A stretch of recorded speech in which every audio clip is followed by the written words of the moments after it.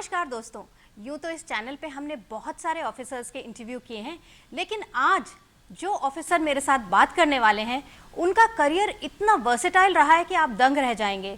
Add control office से लेकर UPSC, IIMC और आजकल वो हैं डायरेक्टर जनरल दूरदर्शन। आइए स्वागत करते हैं महानिदेशक दूरदर्शन मिस्टर मयंक अग्रवाल।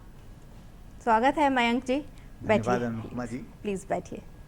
तो मयंक सर, आपने इतनी जगह काम किया, इतना अच्छा काम किया। हम ये जानना चाहते हैं कि आपके शुरुआती दिन कैसे थे? क्या आप एक प्रिविलेज बैकग्राउंड से हैं या एक आप औसत एवरेज बैकग्राउंड से हैं?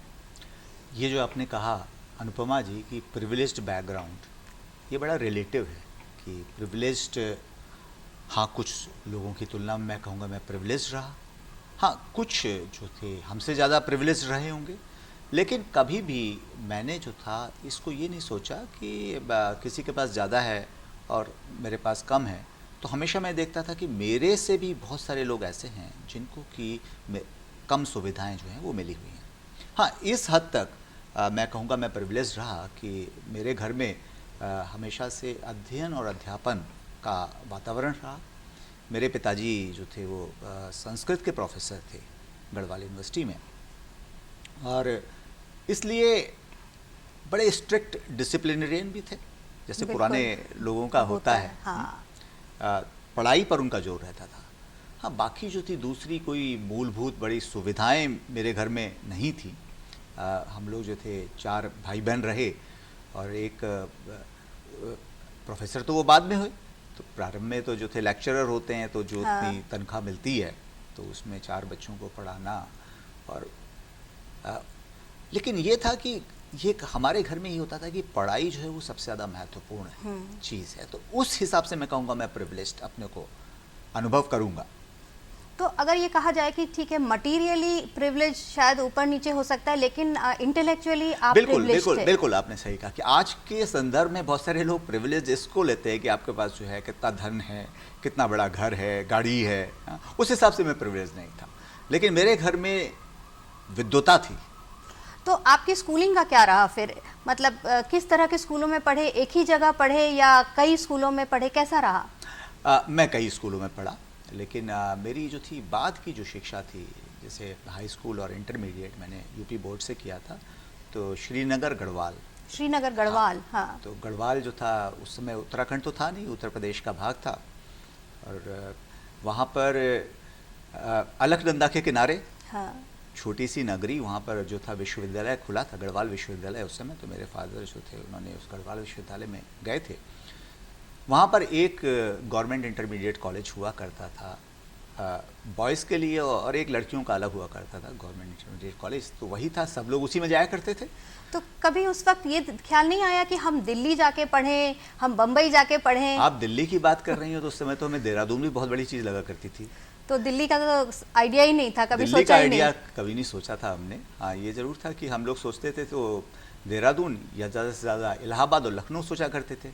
इसीलिए ग्रेजुएशन के बाद मैंने ग्रेजुएशन गढ़वाल यूनिवर्सिटी से किया, 10th 12th वहीं से किया था श्रीनगर से, और मैं जो था इलाहाबाद यूनिवर्सिटी चला गया था। अच्छा, तो मीडियम क्या रहा पढ़ने का? इंग्लिश, हिंदी या संस्कृत जैसे आपने कहा? नहीं, संस्कृत तो मीडियम नहीं रहा। जरूर संस्कृत मैंने जो है 10वीं कक्षा तक पढ़ी, और संस्कृत जो थी घर में एक वातावरण रहने की वजह से संस्कृत और हिंदी, इसकी शुद्धता भी बहुत रही, भाषा की शुद्धता। 10वीं और 12वीं का हिंदी मीडियम था, उत्तर प्रदेश बोर्ड का। हाँ, उसके बाद क्योंकि मैं साइंस का विद्यार्थी रहा, तो साइंस में तो यही था कि आपको पुस्तकें जो है, अच्छी पुस्तकें आपको अंग्रेजी में ही मिला करती थी। और ज़रूर बीएससी एंड एमएससी जो है, मैंने एमएससी फिज़िक्स में किया, तो वो अंग्रेजी माध्यम रहा उसमें। तो जैसे कि अभी आपने भाषा की शुद्धता की बात की, तो मुझे याद आता है कि जब हमारे पिताजी जो है वो हम जब इंग्लिश ज़्यादा सीख रहे थे, हम भी हिंदी मीडियम थे पहले, तो वो टोक देते थे कि इंग्लिश के बीच में हिंदी के शब्दों का प्रयोग मत करो और हिंदी के बीच में इंग्लिश के शब्दों का प्रयोग मत करो, भाषा को पूरा एक ही भाषा को बोलो। तो ऐसा आपके यहाँ भी होता था कि भाई हिंदी है तो हिंदी ही बोलो? मेरे यहाँ ये होता था कि हिंदी बोल रहे हैं तो आप शुद्ध हिंदी बोलिए। और मेरे पिताजी जो हैं वो हर भाषा का सम्मान होता था। कभी ऐसा नहीं रहा कि यदि हिंदी और संस्कृत का वातावरण रहा तो उन्होंने कहा कि अंग्रेजी मत सीखो।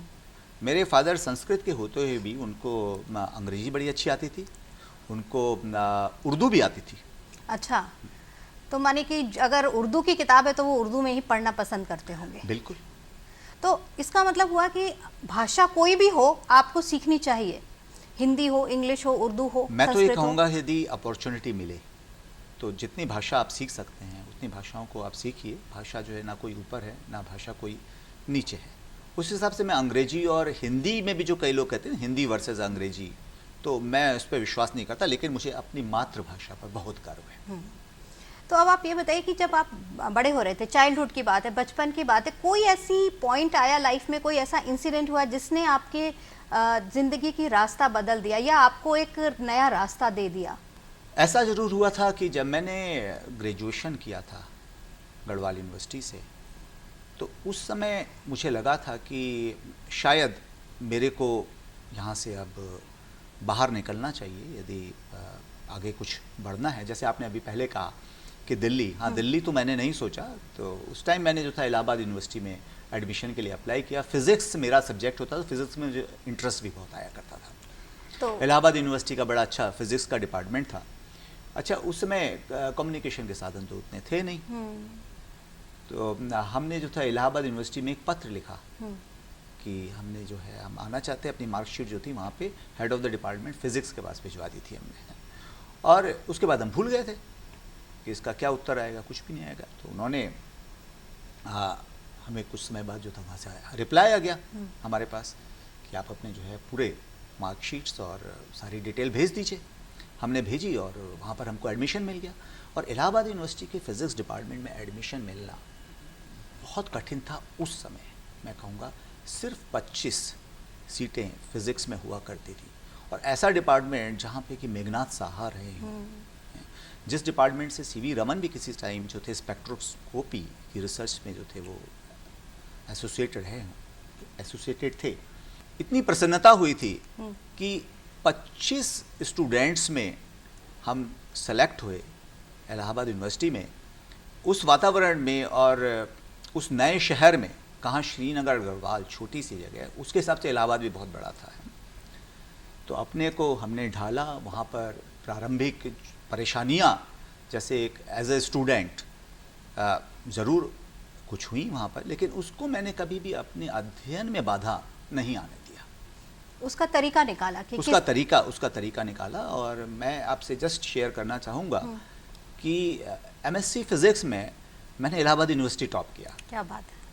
तो मेरे लिए शायद वो सिविल सर्विसेज में निकलने से भी ज़्यादा जो मुझे उल्लास उस समय हुआ था कि बाहर से एक आके स्टूडेंट, क्योंकि होता यह था कि वहाँ से जिसने ग्रेजुएशन किया वही लोग जो है, तो बाहर से किसी स्टूडेंट ने आकर यूनिवर्सिटी में टॉप कर लिया, वो भी फिजिक्स के डिपार्टमेंट में। ये सबके लिए एक बड़ी आश्चर्य की बात थी। तो ये था, कहूँगा मेरे जीवन का एक बहुत बड़ा चेंज जो ये आपने एक इनिशिएटिव लिया कि मैं इनिशिएटिव लिया। और ये जब मेरे पास जो था वो आया, वहाँ से पोस्ट कार्ड आया था कि आपका एडमिशन हो गया है। तो मैं आपको बताऊं कि कैसे मैं गया हूँ। श्रीनगर गढ़वाल से आप जो है ऋषिकेश या हरिद्वार आइए, पहले बस से आइए, हैं, उसके बाद वहाँ से ट्रेन में बैठ के ओवरनाइट जो है। अच्छा, वो टाइम ऐसा था रिजर्वेशन वगैरह का भी कुछ नहीं पता चलता था।